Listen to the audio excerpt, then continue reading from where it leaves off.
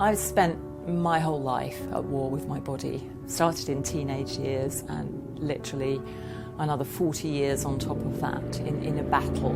And it didn't matter what I did, however much I dieted and exercised and whatever. I was never happy with it. It was like the unattainable perfection that I just couldn't have. So because of that, if even 10 years ago, if I'd have been invited to do this photo shoot, I would have done it, I would have said yes. But before it, I would have been worrying like mad. I would have gone on a drastic diet. I would have been weighing myself and measuring myself. And even though I could have stood there and had my photograph taken the whole time, there would have been this fear going on in me that I'm not really good enough, I'm not right for this, my body isn't good enough. A lot of people would say to me, Joanne, you have such a pretty face, but if you lost some weight, you would perhaps be more prettier, you'd look a lot better. Big girls like yourself do not get boyfriends easily. And that tore to my spirit and it tore to my heart. And every time I would ask myself, what does size have to do with love? What does size have to do with acceptance? Yeah, I hated my bum when I was in my teens. It came from somebody who was very, very close to me, who made a comparison with me and my sister. I went through the menopause early, about 45, but I gained 1.5 stone, nearly 2 stone. So it had a big impact on my confidence, my self-image, and of course your hormones are all over the place, hot flushes, etc. And it does emotionally, these hormones do affect you in your self-esteem and your self-worth and your confidence. I think some people go through their life being shy, and what I wanted to do is be that person that owned the room and be that person who had the confidence to do anything. I think my relationship to myself changed when I had my first child. The thing I'd taken for granted suddenly didn't look like it did before. And so I had to really redefine, actually, what I did now. How did I love myself now that all the stuff I took for granted wasn't there anymore? And there was a point where I really lost myself because my body had changed. I was starting to question whether I did love myself too much. And I didn't actually know who I was. Like, who was the new person? And was it okay to really love yourself?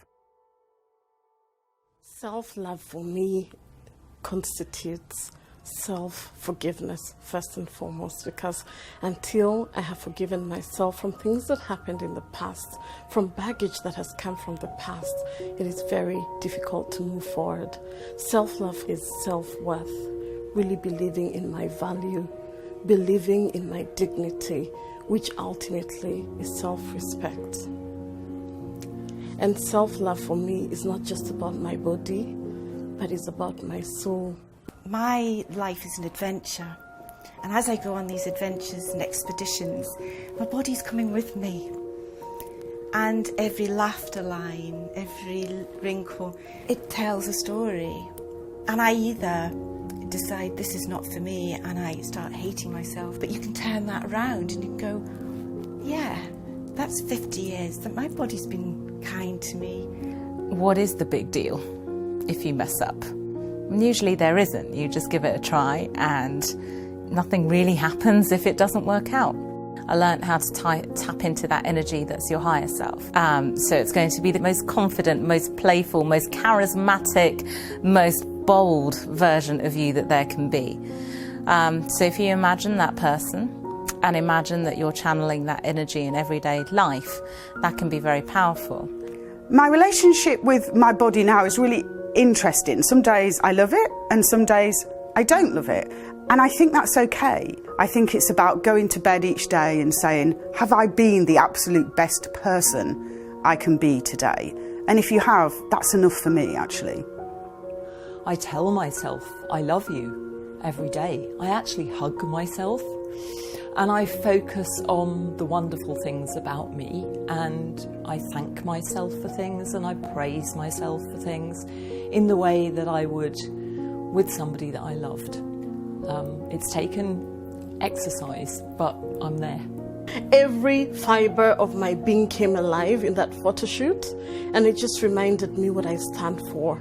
And I stand for a woman who represents herself fully and steps into her element just as she is, authentically and without apology.